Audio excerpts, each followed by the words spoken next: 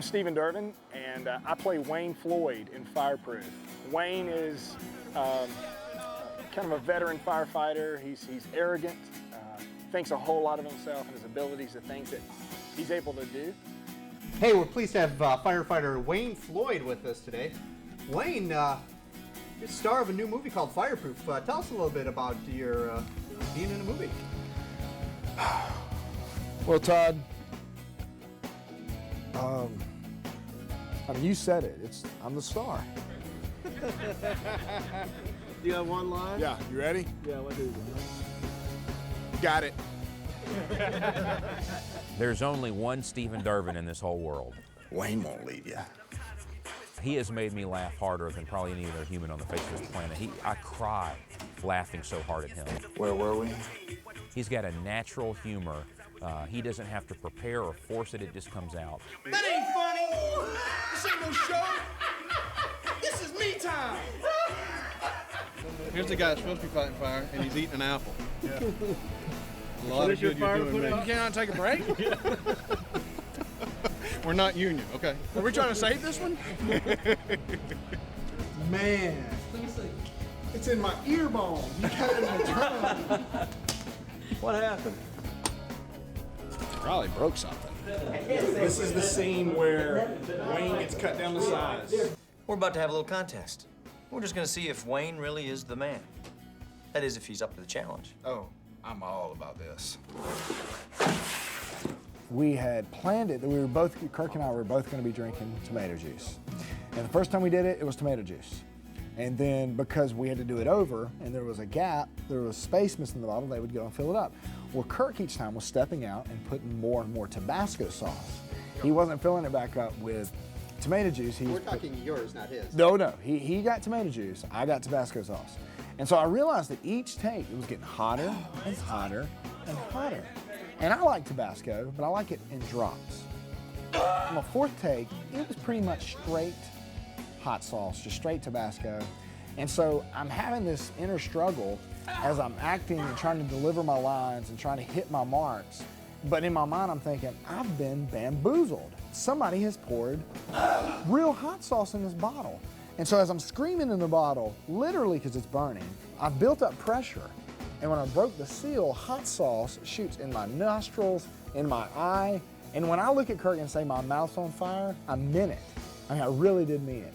It was pretty dang hot. It hit the back of my throat and I thought it was Dave Nixon saying, whatever happens, just keep going. See these guys? These guys are men, firemen. And this is gonna be a great scene in the movie. These guys are gonna do some pretty amazing stuff.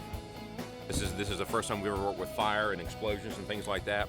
First time Stephen's going to be set on fire, and he didn't even know that. So we're very, very excited about the day. Dude, so what was it like to drive the truck? Oh, it was the most amazing thing. I didn't think we were going to be able to, and at the last minute, Chief Carswell called in and said that we could.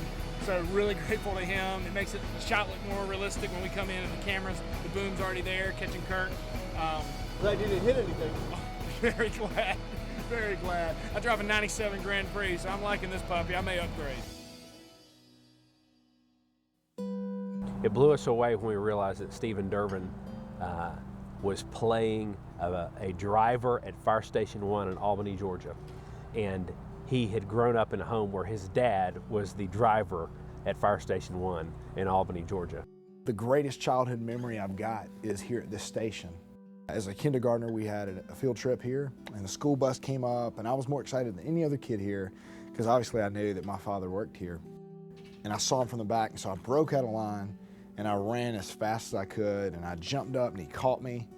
And it was just one of those slow motion moments that my dad just kind of swung me around, and I felt like, you know, it doesn't get any better than this. At the same time, Stephen had grown up in a home where he saw the toll and the pressure that firefighting has on a marriage. He saw that in what his dad went through. My dad and mom divorced when I was about 17 months old. I know the sting that has. I know the stigmas that I have. I know what it's like to spend the weekend, every other weekend at someone else's house and just flip-flopping back and forth. He was very passionate about getting to step in and say, I'm going to play this same role that my dad played in this movie, but also communicate what God's Word says about how to have a strong marriage. There were times as a kid I remember seeing healthy marriages and moms and dads and thinking, you know, I really want that. I want my own wife one day. I want to have my own kids one day. My wife and I, at this point, have been married right at 6 years, and we have 2 children. I mean, I remember when Cade was born, our oldest, holding him in the window and waiting on it was the first time I'd had him by myself, waiting for Rebecca to return because I thought I was going to break something with them. They're so fragile.